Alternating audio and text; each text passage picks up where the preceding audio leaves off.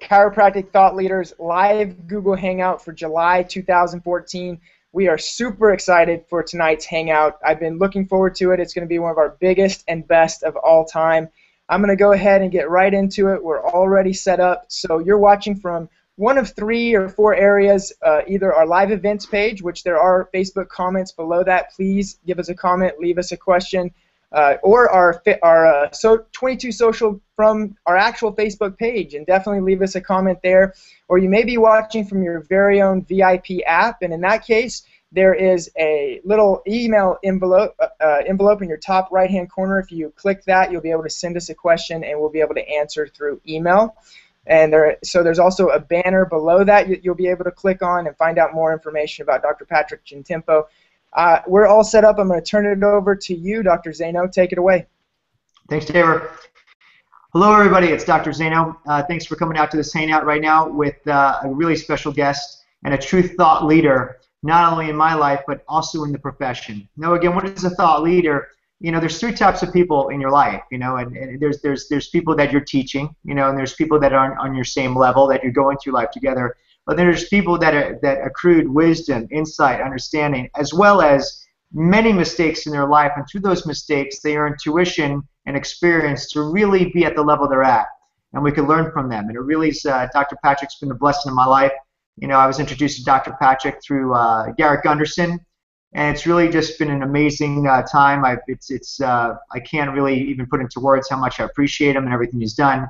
But also, he's on the hangout tonight because this guy's still on a big mission to change this profession, to get us to shift our minds to the right paradigm to start being able to practice and helping people the way chiropractic was meant to be, and being independent and free from insurance. But a lot more than that. You know, he wants to bring back the philosophy that's been, philosophy in schools today is just basically, well, they should call it history. It's just good history. It's seen from a distance, and it's really never applied.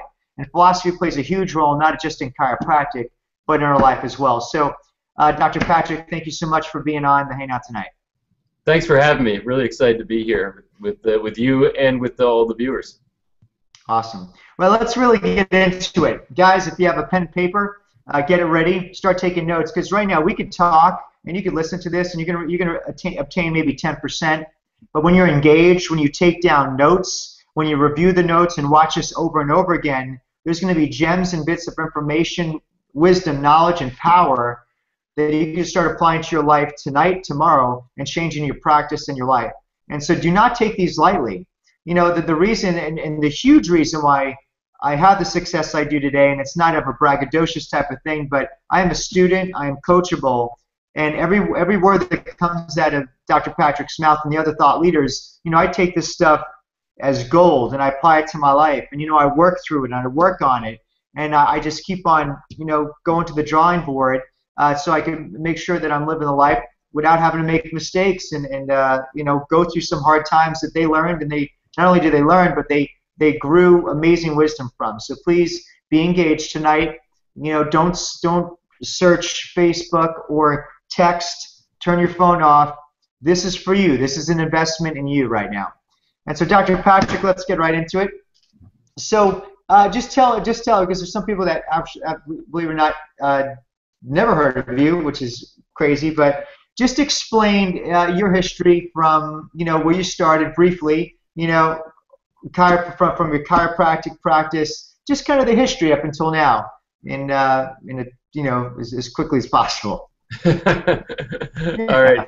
Incidentally, let me also in advance say we just are being hit with a pretty heavy lightning storm right now. So if my lights suddenly go out, everybody just hang on.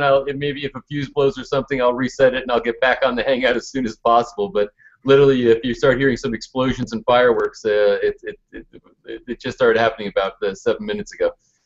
So my history is this. Probably the short form of it is, as a teenager, I had a pretty significant health challenge that I was a medical failure when I went for care, and went to a chiropractor and got pretty immediate results that were startling to me, quite frankly. And one of those stories that you've probably heard 1,000 times where I went into a chiropractor's office, having a problem. I walked out, with really miraculous results. And as I started going back for subsequent visits, this chiropractor worked in an office that was seeing maybe 150 visits a day, but this guy was a new grad out of Palmer. He was in his first year of practice. And so I would always ask him questions. I was very inquisitive. I didn't even understand that chiropractor was a different kind of doctor, if you will. And I kept asking, why didn't the other doctors do this to me? How come they didn't understand what you have been telling me, etc. So finally one day over lunch, he kind of took his brown bag and sat down with it and said, hey, if you want to sit with me while I'm having lunch, I'll explain the whole thing to you. So 45 minutes later, I walked out of that office, and as I tell the story, I still have the visual of that little path out of the door, recognizing that I walked out of that office very different than I walked in, and literally walked out on a different path, because it was at that moment that I decided I want to become a chiropractor. So that's what got me started. So I went down to Life in Atlanta. I went through school there. I could spend hours telling stories about that. Got out of school, got into practice. Started practicing in Atlanta, and then a series of events brought me back to New Jersey. I had started also working with Dr. Christopher Kent, and we were teaching in the beginning some board reviews. But there's many little side roads to my journey that probably aren't really a part of this conversation, but bottom line is that I was in practice in the mid-1980s, and Chris had brought in this technology. He was one of the chief researchers at Palmer when he was at Palmer teaching there. And he brought in this little technology called the Surface EMG, and I started playing with it on my patients. And it was one of those things that's kind of like this fated thing where I was having a struggle in my practice at that time. I was having sort of this crisis because I recognized how important the constructs of chiropractic were. I was absolutely very aware of subluxation, and that was what my practice was based on. Yet, when I was in my examination process, I was doing ortho-neuro tests. And these tests, I started to realize I was selling a product I wasn't sure I was delivering.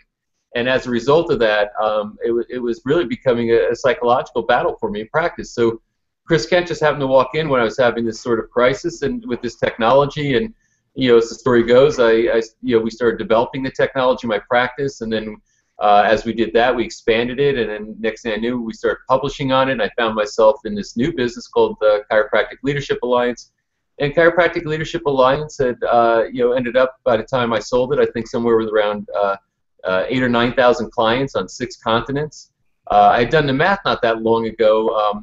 Not to self-aggrandize, but just to kind of give you a sense of B.J. Palmer's old adage, you never know how far-reaching something you think do or say today will affect the lives of millions tomorrow. This little thing that started in my practice many years ago ended up, from the economic impact that we've been able to measure, that it added, in addition to their existing business, that it added about $2 billion in revenue in chiropractic offices. So I say that because I feel like I've been around the block a few times in chiropractic. I've got a good sense of and context for the philosophy of chiropractic and also the practical applications of that philosophy in practice. And what I'm hoping happens tonight is that we can deliver an enormous amount of value to the people who are at this hangout. If you walk away with 1, 2, or 3 solid ideas that you can put into practice tomorrow morning, it will make me really happy that we did this. Awesome. All right, so let's get right into it. Dr. Patrick, what is the role? Because we have to understand, when people hear CLA, they think, oh, it's just technology, and that's a CL guy. But you're huge in philosophy. I mean, that's what people. We got to get down to, like, you peel it away. There's philosophy behind that. It's not a technical thing. So, from your aspect, what is the role of philosophy? Not just in chiropractic, but chiropractic and life, because it really is, they kind of blend together for a chiropractor. Well, first and foremost, philosophy is at the front of mind for everything that I do. And it's kind of interesting because philosophy is the most controversial term in this profession is philosophy. And I will also tell you that simultaneously it is the most important and most practical thing, not only chiropractor can and should embrace, but also a human being. And this is where the difference, when people think about philosophy, they think, they're thinking about old guys in robes, Aristotle, Plato, Socrates, etc., and they think that it has no relevance or practical application to their life, and more specifically, their practice. But what I could tell you right now is that every single person watching this has a philosophy, whether they know it or not. The idea that there can be such a thing as chiropractic without a philosophy, or a human life without a philosophy, is absurd, and it just is basically demonstrates an ignorance about what philosophy truly is. So yes, philosophy leads your life, whether you know it or not. You have these beliefs that can do one of two things. Your beliefs, your philosophical premises, if you will, can either be harnessed to drive you to extraordinary success, or they can be in conflict or incongruency and drive you down and create destruction and despair in your life. So the importance of philosophy cannot be overstated. Now, a lot of people think that there's this not this dichotomy, but that philosophy and science are mutually exclusive. When I went to school, it was like, well, are you a scientific chiropractor, or are you a philosophically based chiropractor? And that's really kind of a ridiculous statement. Somebody who would make such a statement or have such a position doesn't understand philosophy or science. Matter of fact, here's a book I was reading today. If you could, first of all, look at how thick this book is, right? And here's the title. Can you read it? The Philosophy of Science. All right? So you can see there's enormous volumes written on the philosophy of science. You can't have science without a philosophy. Your science is meaningless without a philosophy. Your data is meaningless without a philosophy. You don't know what to accept as evidence without a philosophy. So anybody who tries to contend that you can have a science and that exists independent of a philosophy doesn't understand science or philosophy. So yeah, I think you can tell I have a lot of heat around this, and I'm passionate about it. And as a matter of fact, I think a part of it is because I feel like what made chiropractic great was its philosophy, and what does make it great is its philosophy. But I feel like it's been lost in the conversation recently. And one of my big ambitions right now, and the professional will be hearing more about this, is to bring philosophy back to the front and center, or most important and central conversation in this profession. I love it. When it comes to that, and really that's what it was. I watched some, I've been on one of your philosophy summits. I watched your philosophy summits, and they're just really great. It's refreshing, and it's funny that when you send out that survey, that's what people are hungry for, So also, let me go to this second question. I don't hear you, Patrick. We're going to unmute you real quick. Good? Well, you can hear me now, right? There you go. You're good. There you go.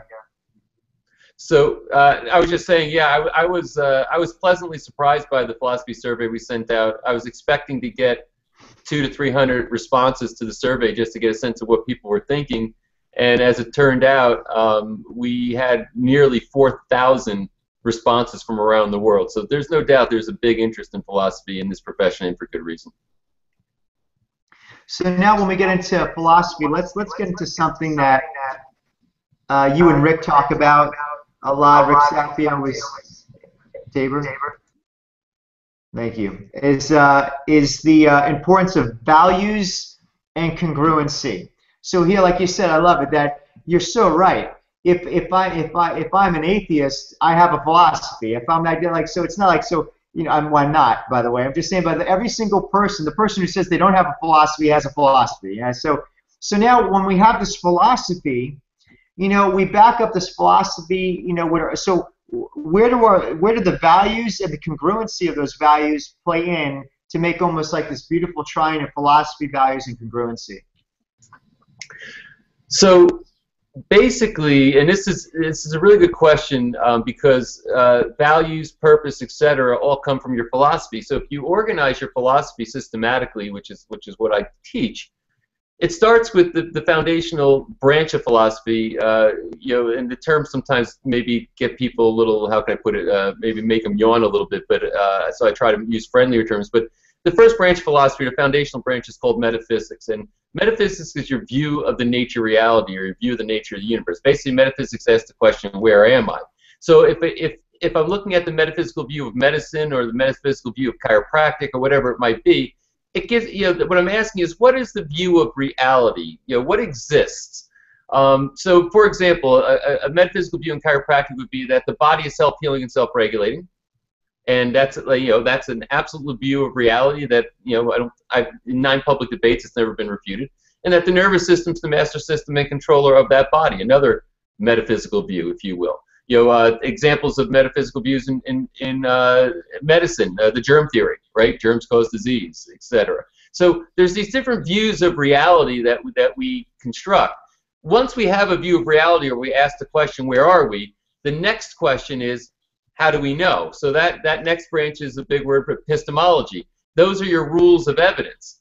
And so once you ask the question, where am I? The next question is, how do I know it? And that's an important question, because if you're a chiropractor and you say, well, I do this, that, or the other thing, and the reason why is because X, Y, and Z, my questions would be, how do you know that? What are your rules of evidence? What brings you to those conclusions? Because, and this is maybe a very important distinction I need to make. There is a difference between philosophy and dogma.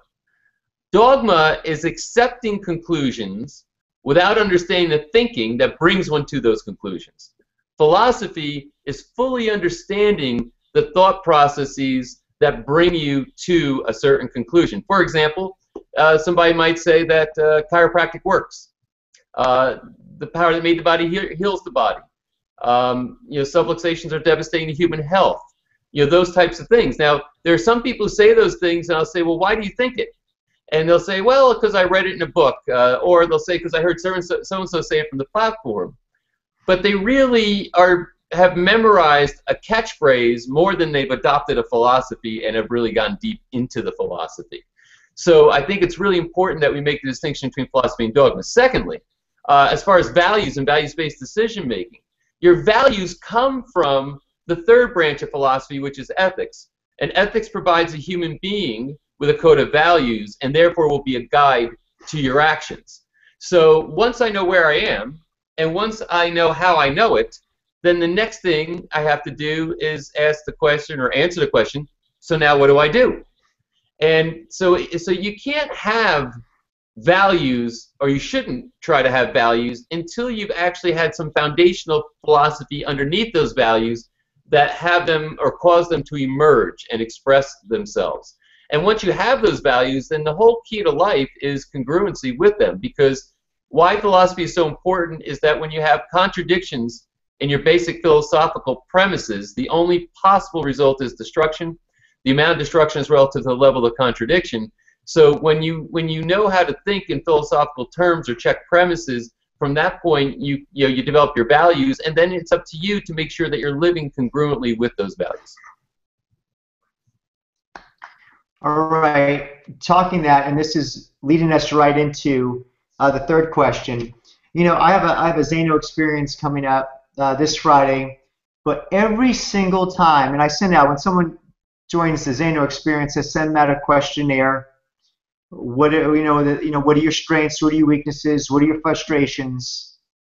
Every single time, or the thing I see that's in every single email I get back is someone that is bitching, moaning, and complaining about insurance. They want to be a cash practice, but insurance is good. It's like there's this dichotomy, and because they're doing this insurance thing, they feel burnt out because they say, I know I should be practicing this certain way. I know I should be not having to do this insurance thing. I want to get away from it so badly. So their values are inconsistent. There's incongruency.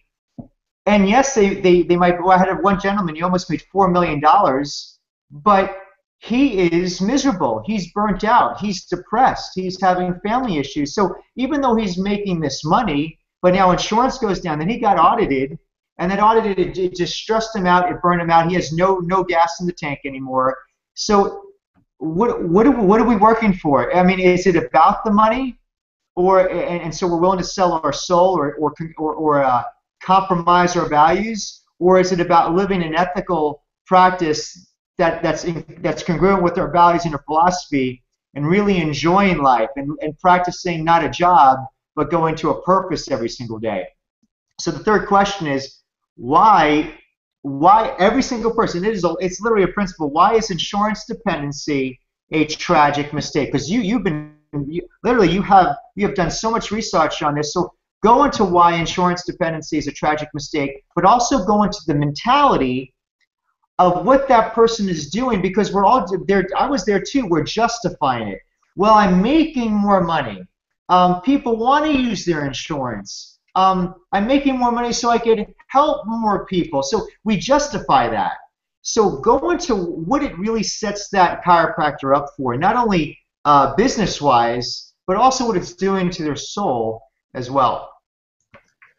I have a lot of passion around this subject, and let me start by saying that I contend that right now the biggest death threat to the profession at large and the biggest death threat to individual practices that are out there in the world is insurance dependency. We cannot control our fate, our destiny, or anything else as long as our business, our practice, is dependent upon a third-party pay system. Now, with that, there's a couple of premises that we need to develop. Number one, I contend that your customer is whoever pays you. So if you are being paid by a third party, an insurance company, then quite frankly, they're your customer, they're dictating the terms, they're dictating your actions, they're dictating what to do, etc. Ultimately, we talked about incongruency. And one premise that I want to first of all obliterate, and I think almost most people watching this will kind of chuckle. Anybody who would contend that there's more money in insurance-based practice than a non-insurance-based practice, I would check that premise, because I think there's something wrong with it. If you're watching this right now, do you really believe that there are riches in going after insurance dollars right now? And you look at the catastrophe of Obamacare and its rollout in the culture, but the simultaneous opportunity it presents is that for the first time, there's been a major disruption in the mindset and the psyche of the consumer in a broad-based way relative to their insurance. It hasn't happened in decades. There's never been this type of a dislocation in the mindset of the consumer. So what does that mean? I mean, Pepsi-Cola begs for and spends money on trying to interrupt the pattern of somebody who's attached to Coca-Cola. Burger King pays money and looks for the opportunity to disrupt a pattern for somebody who's committed to McDonald's. Probably a bad analogies with all this horrible food and drink. But ultimately, what I'm trying to say here is that we as chiropractors have been searching for a disruption in the pattern of thinking of a consumer when it comes to healthcare and when it comes to insurance, and it's happening right now. And you have to be out of your mind to not leverage this opportunity, because the window is already starting to close on it. So right now there's an opportunity to get off of insurance dependency in an unprecedented way, because there's been a complete disruption in the mindset of the consumer where they've lost faith, confidence, and belief in the system at large. They already know that they're looking at their reports. Millions of people lose their insurance. We've been lied to from the administration as far as they said we can keep our benefits and then we couldn't, and then all the acrimony that's surrounding it. And I'm not here to make a political statement. I'm here to face a fact, and the fact is that consumers in your community right now are ready to hear a different and new message, and they are no longer trusting their insurance benefits to take care of them like they used to. Now, further, you have to look at your values in practice, and what are those values? And I'm not here to moralize. I'm not here to tell you what those values should be or ought to be. That's for you to determine. But the question I will ask you is, does insurance reimbursement in the way that it is administered today, is it congruent with what your mode, model, and vision for practice are? And if it's not, then you have to release it. You have to let go of it. I could tell you after many years of life and you know, somewhat of a career here in chiropractic, that in the past few years I've come to a profound realization. One of these profound realizations I've come to is this: moving ahead in your life, getting to the next level of your life, is less about what you need to do and more about what you're willing to let go of. And I will tell you, ladies and gentlemen, that if you are willing to let go of dependency on third-party reimbursement for your services, you are opening yourself up to a new level of success and experience that is just simply not available to you right now. And quite frankly, I think you're going to have to go there one way or the other. I mean, you don't just go state by state and look what's happening. I just saw a post today. I mean, you know, Dr. Zano's in Texas. What did I see? Something posted about Aetna saying, hey, they've been paying on this code for some period of time, and they just decided today that it was experimental. Now they're going to go back and seek reimbursement for paying on that code from chiropractors throughout the state of Texas. So now you're sitting there waiting for the letter to come in and say, we'd like 50 grand back, we'd like 80 grand back. I've, you know, post-payment audits, I've seen people go through them, 400 grand, 500 grand, they, you know, $800,000. They're going to turn you over and shake you out until you got nothing left. So is that really the way you want to sleep at night? Are these people really paying for care? If you're doing any kind of care that's beyond, you know, episodal acute care, is insurance for that? No. Are you playing the games of trying to figure out how to change diagnoses and extend insurance benefits? If you're doing that, you're playing with fire. You're shifting the focus of your values in your practice. You're completely off base. The only thing that is, you know, that you probably don't get is the fact that people will come in and they will pay cash for what you do. Everybody won't do it, but we only see 1.4% of the population. 50%, 70% people can reject you and say, nope, I'm only going where my insurance covers. But all that matters is that you know, that you get to the percentage of people who value their health and value you in the right way and will operate or work with you outside of that whole insurance system. So what am I advocating here? You know, I've gotten on, you know, with Dr. Troy Dukowitz, we've launched a movement in the profession called Freeform, and we're, you know, our whole mission in that particular initiative is to free chiropractors from the bondage of insurance dependency. And notice I'm not saying you have to go to cash practice, full cash practice. I'm saying minimally 70% of the revenue that you collect in your practice should not be from third parties. It should be directly from the patient. And quite frankly, once you're there, you might as well go the whole way to 100%. That's awesome. I have one line you had told me, and I love it. And I think I'm going to repeat it. So I'm gonna do it for you. And I think this will really kind of open up a lot of doctors' eyes watching this. Is this? You had told me that whoever is paying the doctor is the patient, right? Or whoever's, you know, whoever you receive money for is the customer. Whoever pays you is the customer. Yes. Whoever is paying you is the customer. Therefore, in your practice, who is your customer? Is it the people that you're trying to help, or is it an insurance company? So who is your boss? Is it people that want to get well, or is it some company that's all they're after is to make money? Which one is it? And that's who your boss is. That's scary. And I mean, that's what Chiro Thought Leaders is about. It's like when people say, well, how do you get to this level of certainty, or how can you go and help and serve more people? I'm going to do that.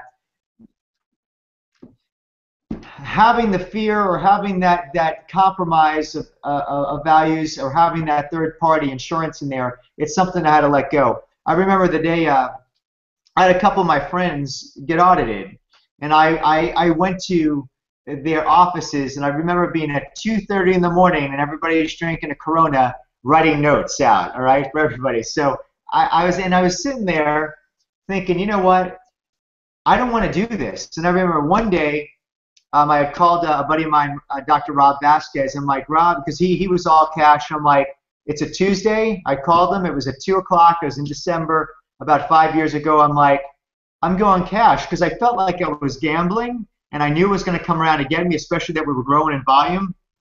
And I wanted to turn my chips in.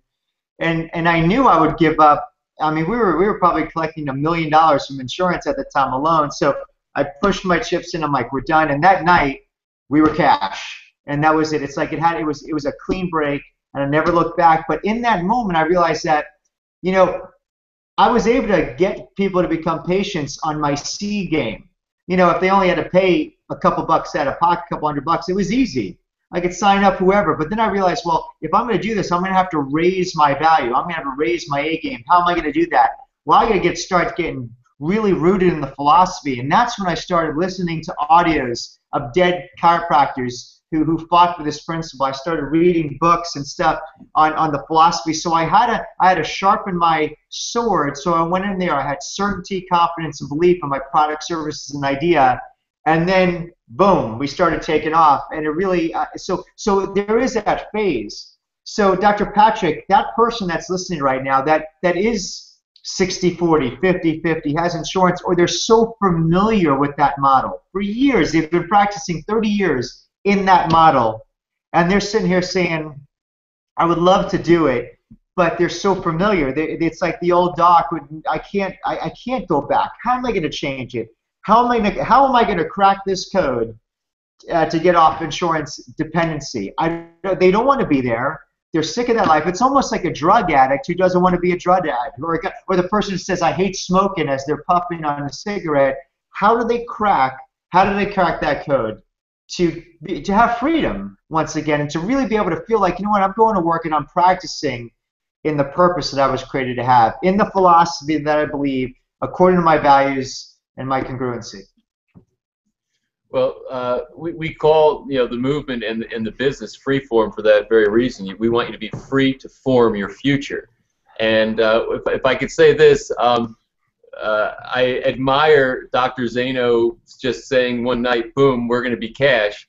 But however, I don't recommend going cold turkey. He can pull that off because of who he is. But most chiropractors cannot pull off the cold turkey, I'm just going to go off of it the next day.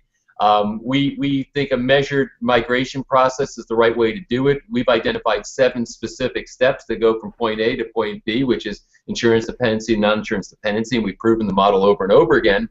What I'll tell you is this: tools are important, etc., and we certainly provide those. And there's tools out there, but what's really important, the battle, is what Dr. Zano just said. The battle is your head space. The battle is making the decision that you're going to do it, and once you've fully committed in that decision, the rest is downhill. Now, you said something else I hope didn't go by the audience that's very important. Insurance can make you sort of lazy. It can make things sort of easy. To get off insurance dependency, what it's all about is bringing your A game. It's about raising your standards, adding more value to the care, and making it so substantial and so irresistible that people would prefer to pay you out of pocket than to go somewhere else and say, well, my insurance covers it. So there's elements and aspects of it, and maybe I'll just kind of to give you some things that you can jot down as notes and think about the stages or the phases. Let me take you through the 7 steps real quick, if that's okay. So the first thing that has to happen is you have to know reality. Reality is living consciously. So often I run to chiropractors and they are clueless on their reality, or they're worse. They think they know reality and something other than it is. They'll say, oh, I'm already like 70% cash, and then they go back and check and they're like maybe 20%. So they just haven't really dug in there. We created a reality check that is 158 questions that crawls through the 6 very important areas of reality for your practice and your life, quite frankly. And answering that is sobering enough to already start getting people to see reality and make changes. It's almost like when somebody comes in that's a patient and you want them to understand the reality of their health. One of the most important things I think there is for a patient to understand in the reported findings is that they don't have a back problem, they have a health problem. So it's like, wow, that's like a sudden realization that shifts their context for what they're going to do or what action they're going to take. So the same thing is true with the chiropractor. What is your reality relative to your practice, your patients, your patient population, the education side of your practice, your team, your staff. There's all these different areas that aren't just the economic areas, but varying areas. And the most important area of reality, as far as I'm concerned, is your headspace. And if your headspace is not there, if it's wrong, and quite frankly, if you've been insurance dependent for any number of years, you've been beaten up quite a bit, and you feel kind of demoralized, and your headspace probably isn't as good as it could be or ought to be. It certainly isn't sharp. It gets dull over time. So your headspace becomes very important. So once you know reality, then the next step is to get your head right, and that's where we get into a whole headspace thing. What is the purpose of your practice? I mean, when I talk to chiropractors and they say, geez, how do I do a better report of findings? How can I do a better consultation? I have answers to these questions, but I will look at them and say, I can't really answer the question until you tell me this first. What is the purpose of your practice? I don't know what kind of report of findings for you to give. How can I know unless I know what the purpose of your practice is? And I get like kind of these lame answers or kind of blank stares, and I'm realizing, wow, you haven't even concluded in a clear way what the purpose of your practice is, yet you're trying to make other procedures work. You're trying to go to third base, but you haven't crossed first base yet. What's the clear goal for every single patient that comes into that practice? I will tell you right now, I was involved in this kind of experimental project where we're getting 8 chiropractors to double their practice within 6 months. Pretty big goal, pretty big, tall order. It's been kind of an exciting project just to prove that it could be done. And when I was going in to do my part with these chiropractors, I spent hours with them just on those 2 questions. But literally, when they got clear on those 2 things, there was transformation in the practice without them changing anything else. They just got clear. So what's the clear purpose of the practice? What's the clear goal for every person that comes in? Other headspace issues you'd have to understand. Your basic foundations in chiropractic and chiropractic philosophy. Your understanding of subluxation and the validation of it. 3 C's that every chiropractor must have if they want to succeed. Confidence, certainty, and credibility. That all boils back to this headspace thing that some people think is kind of fuzzy, and I'm telling you that it's head first and all else follows. Another huge one, and this goes right to the heart of non-insurance dependence. What's your philosophy about money? Do you have a philosophical conflict internally in your own spirit when you're trying to reconcile making a profit with the humanitarian service called chiropractic? Do you think that rich people are thieves? Do you think that money is the root of all evil? I mean, how do you see it? Because if you've got all these conflicts and contradictions relative to your basic foundations and premises and philosophies about money, and that's all unreconciled and incongruent, then you're not going to be able to move into a non-insurance dependent practice. You're going to struggle with what you're doing right now, and it's going to degenerate over time. So all those types of things have to get cleaned up. So I hope I'm impressing upon you how important the headspace side of practice is, the headspace side of success is, and for sure, the headspace side of getting off of insurance dependency. Now that your head is right, what's the next thing you need to do? Well, you got to look at your staff. How's their head? So now you got to go through the team conversion, and that's getting your team converted to an orientation of seeing the world through third-party eyes and starting to see the world through you deliver a high-value service, A+ game, and you collect directly from the patient for it. So you get together with team huddles and team trainings and team meetings on rhythmic bases, and you have these agendas that you go through, etc. But you have to get a team that is with you and aligned with you on this to empower this practice and to put jet fuel in it to drive it towards bigger success and non-insurance dependence. And incidentally, my premise is this, that when you make the decision to go through this, that your practice grows, not shrinks. After the team conversion, the next step now is going to be your economic conversion as far as the services you offer. Really important that you think through how you're going to offer care plans, and that's really what it's all about in the non-insurance dependent practice. It isn't about selling one-off adjustments. It's about putting together varying packages of care plans that align with what the purpose of the practice is. There's not one right way to do it. There's many ways to do it. But you have to have a great care plan and a great payment options for the patient in order for this to work. You can do everything else right, meaning you did a great consultation, exam, bring them into the report, you go through the report, you do all that stuff right, and then the rubber meets the road on the presentation of that care plan and then the patient's acceptance of it. So getting your services, figure out what services you're going to offer, what you're going to charge for these services, what kind of plans and packages you're going to put together, that becomes very instrumental. Once you've got that organized, then the next step, the 5th step, is going to be your day 1, day 2. Now you got to reframe all those procedures to point toward, because you'd be surprised if you're insurance dependent, how much you do all that stuff relative to insurance, and you filter in and inculcate insurance reimbursement and third-party pay into all those conversations and all those interactions. You got to extricate all that stuff out, and then you got to replace it with now some solid day one, day two process and procedure that will drive non-insurance dependence. Once you got that nailed, then the next step is now educating. No such thing as a successful non-insurance dependent practice that doesn't have strong educational processes within that practice. And what I would recommend you do along the way here is rate yourself. Hopefully you're writing down each of these steps. I would rate yourself in each of these areas from 1 to 10, and 10 being like you're really, really strong. Anything that's less than an 8, you got to work on in a really deliberate way. Because if you're weak, you're not bringing A game if you're weak in that area. So now you get day 1, day 2 wired, educate.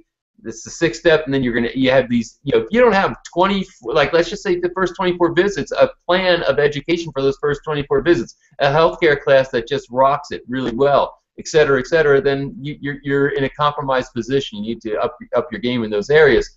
And then lastly is marketing.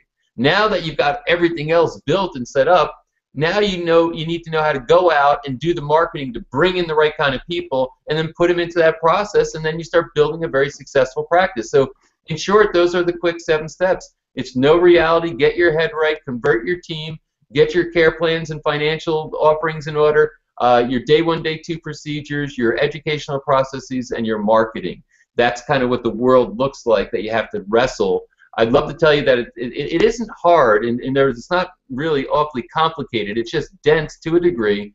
I'd love to tell you that you can snap your fingers and get it done in 3 minutes, but you just have to go to work and work the process, and eventually, hopefully within a few months at the most, you'll get there and things will be different. All right, so that was awesome. So hopefully you took tons of notes. As I did, and so you could see you just didn't think about this just now. This has been extremely well thought out.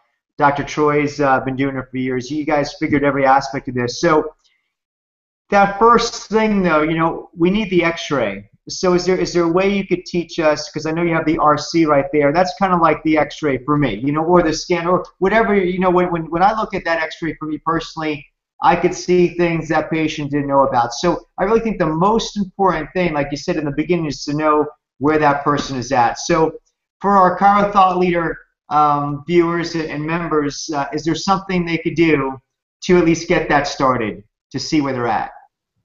Yeah, we have created, I told you about our reality check in the program, which is 158 questions. What we did in the key 5 or 6 important areas of reality is we created a short form of it called the RC40, which is 40 questions, and we've now can offer it to the thought leaders. It's free, no charge.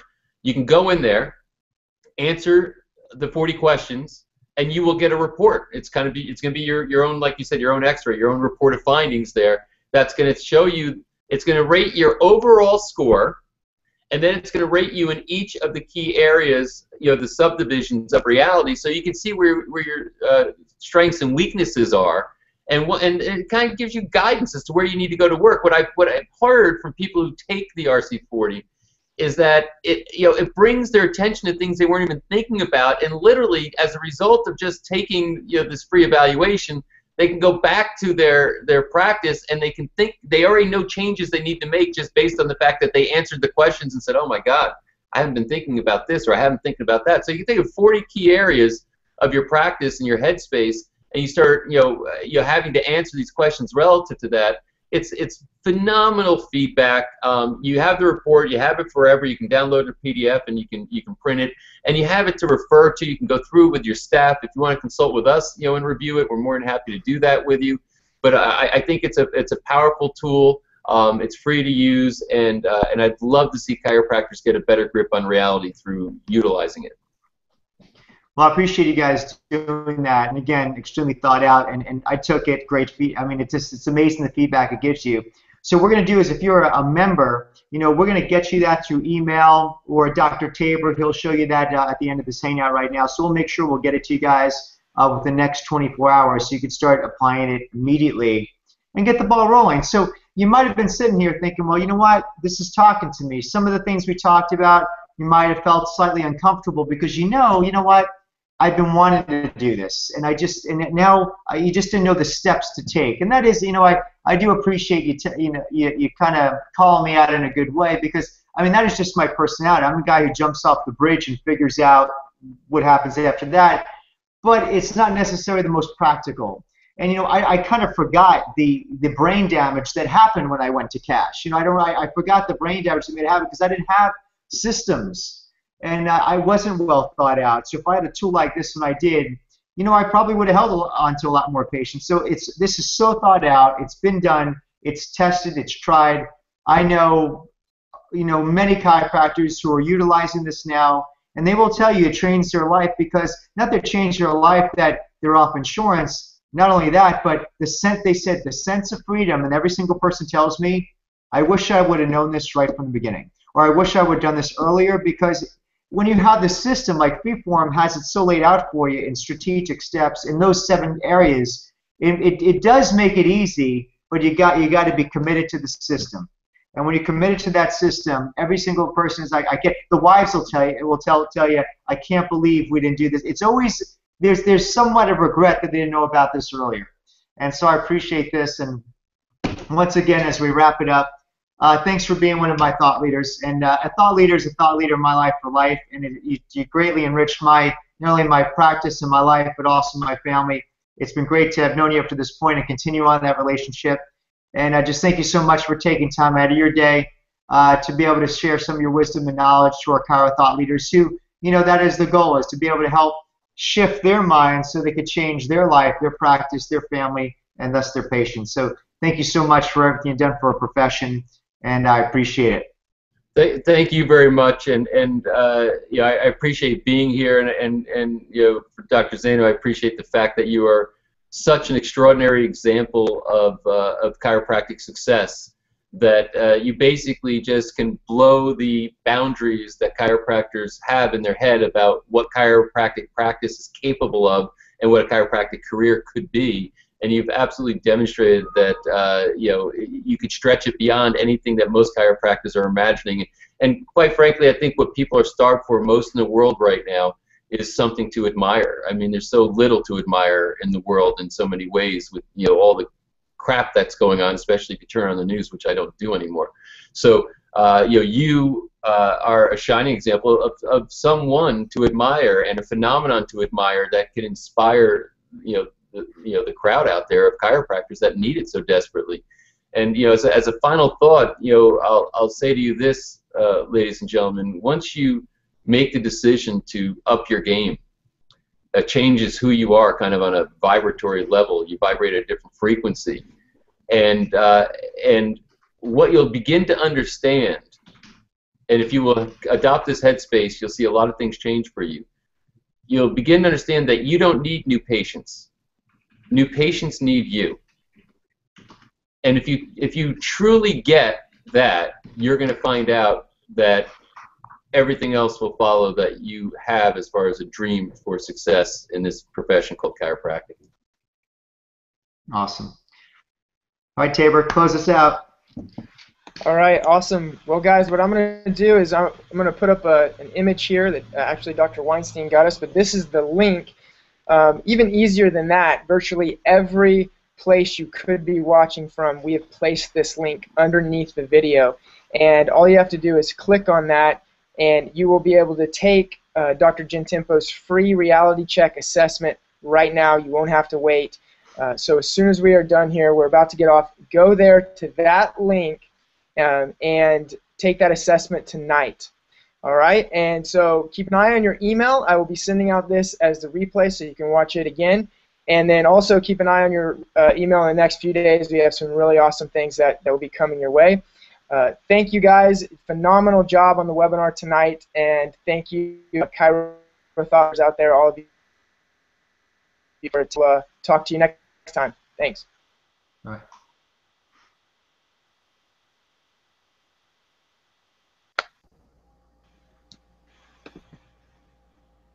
Okay, great stuff, Dr. Patrick, as always. Thank you. Thank you. I love hearing you, man. Thanks so much. So I guess we did okay as far as was it starting to feed back again?